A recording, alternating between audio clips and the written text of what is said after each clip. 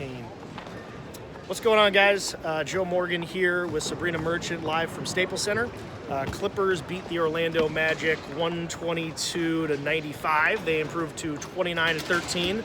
Pretty good record, by the way, to start the year.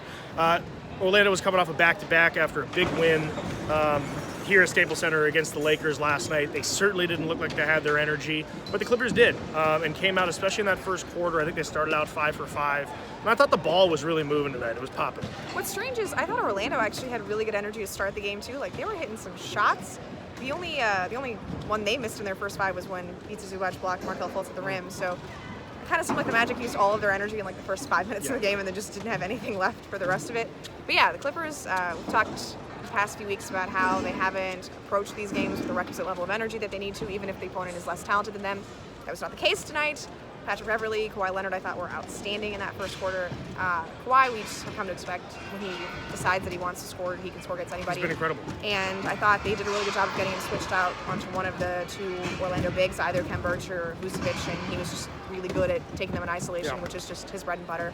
And then I really like when Beverly's aggressive. I think it happens more often early in games, but today you noticed that he was getting into the lane early and often, dumping the ball off to Zubac sometimes, scored a few baskets. I think he had 6 assists in the first quarter, which is it's a big number. Yeah, well, I think one of the things that we continually talk about with this Clippers team is the lack of ball movement, particularly because of Kawhi in the way that he plays, and I understand that. But when the ball is moving the way that it is, there's a lot of guys on this team who can knock down shots. Landry had a couple of threes in that first quarter. They look good tonight. And Orlando, maybe they had energy in the first 3 or 4 minutes, but you started seeing it as that first quarter wore on.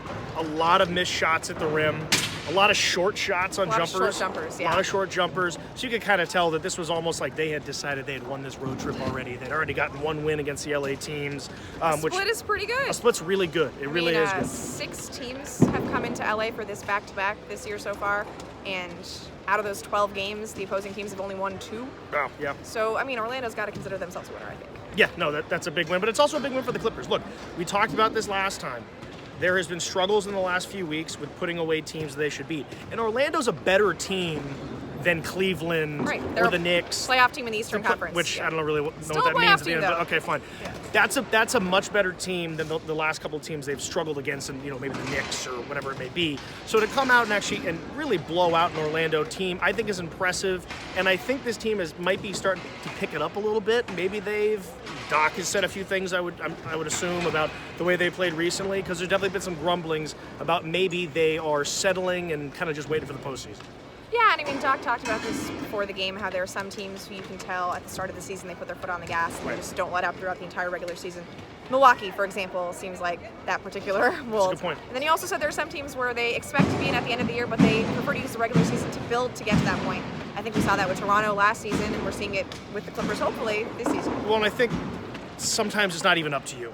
I think with the Clippers, do they really have the option of that first part of what Doc said, is you're just coming in like Milwaukee and you're just trying to dominate?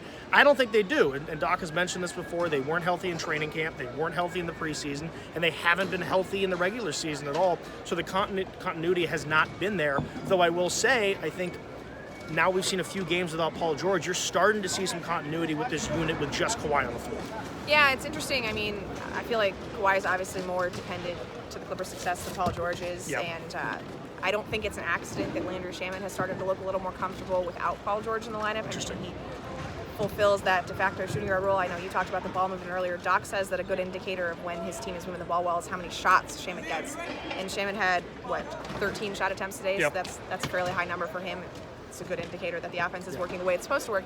And that just doesn't happen for him the same way it does in these games when Paul George is playing. And I worry about the health too, because we don't really have an update on Paul George. He's traveling on the trip, but that's a 6-game long trip, so he could return at any point in the trip. And the Clippers just lost Mo Harkless in the second half today. Unexpected absence. I just thought Patrick Patterson was getting the start in the second half because Doc likes Patrick Patterson. But no, Harkless left the bench early in the second quarter. He didn't even come back to the bench in the second half. So another potential whack-a-mole on Yeah. this injury thing that the Clippers Yeah. keep dealing with. And we'll know more tomorrow, I think, on Mo on that. But I think you make a good point about Landry. When he's putting up shots, I think this Clippers team, part of me expected Landry to be a massive part of this team, right? Yeah. Coming into the year because of what he did at the end of last year in that postseason run against the Warriors. He was fantastic. So I always assumed he would be kind of their three-point lethal shooter. He had the injuries. He wasn't shooting well even to start the year. If he's able to kind of fill that role and get hot like we saw him towards the end of last year, I think this Clippers team does get that much more dangerous. Going on a 6-game road trip starting Saturday in New Orleans. It ends here in Los Angeles in a road game against the Lakers, so that'll Some be fun fun. games in there. There's some good games.